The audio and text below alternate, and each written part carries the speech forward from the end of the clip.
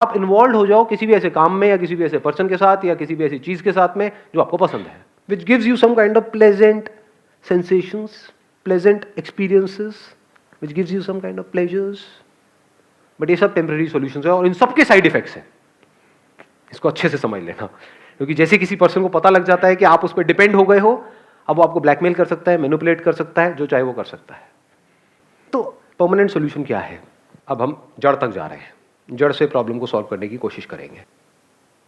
जो आपकी ब्रेन है ना, उसको फर्क नहीं पता है रियलिटी में और इमेजिनेशन में। इसका प्रूफ क्या है? सपने आते हैं आप लोगों को रात को जब सोते हो तो? कितने हैं जिनको सपने आते हैं? कोई ऐसा भी है जिसको आज तक कोई सपना नहीं आया? एनी जिंदा लाश ऑफ दिस काइंड?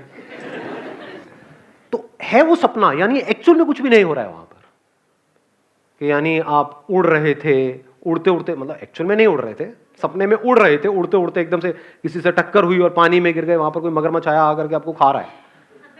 तो उसकी वजह से जो बॉडी में रिएक्शंस होते हैं, क्या वो उससे अलग होते हैं जब एक्चुअल में वो हो रहा होगा, या बिल्कुल वैसे ही होते हैं?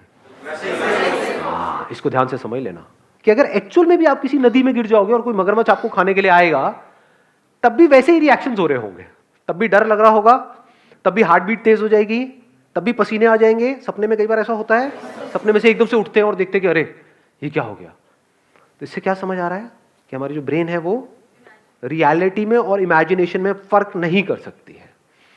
तो अगर कुछ ऐसा है जो रियलिटी नहीं है और आपने मान लिया है और उसके बारे में सोच रहे हो, तो क्या होगा?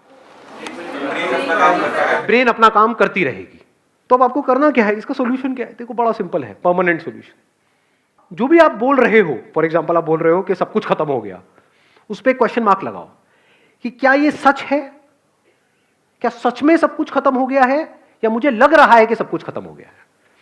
जो लग रहा है वो सपना है और जो एक्चुअल में है वो सच है। जैसे सपने में अगर कुछ बहुत बड़ी गड़बड़ हो रही है, तो उस गड़बड़ से बचने का क्या तरीका है? जाग जाओ। जागने का मतलब क्या? जागना हम किसे कहते हैं? हाँ, मतलब ये समझ लो कि जो भी अंदर था, मैं रो रहा था, रो रही थी, पसीने आ रहे थे, सब सपना था, एक्चुअल में कुछ भी नहीं हो रहा। एकदम से रिलैक्स नहीं हो जाते हैं? बस इतनी सी देर लगती है माइंड को रिलैक्स करने में, माइंड को पीसफुल करने में।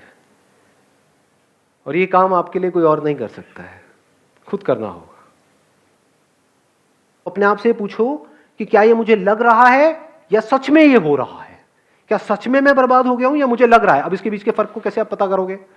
देखो, जो भी सिचुएशन ऐसी है जो अगर 10 अलग अलग लोगों के साथ होती है और सबके सेम रिएक्शन होते हैं, तो वो रियलिटी है। वो आपको लग नहीं रहा है, वो एक्चुअल में हो रहा है। बट अगर कोई सिचुएशन ऐसी है जहां पर आप कह रहे हो कि मैं बर्बाद हो गया, लेकिन 10 अलग अलग लोग हैं, उनके अलग अलग रिएक्शंस आ रहे हैं वहां पर सेम उसी सिचुएशन में, तो समझ जाओ वो आपका वहम है। अपने वहम की वजह से आप परेशान हो रहे हो। ये बात आई समझ में?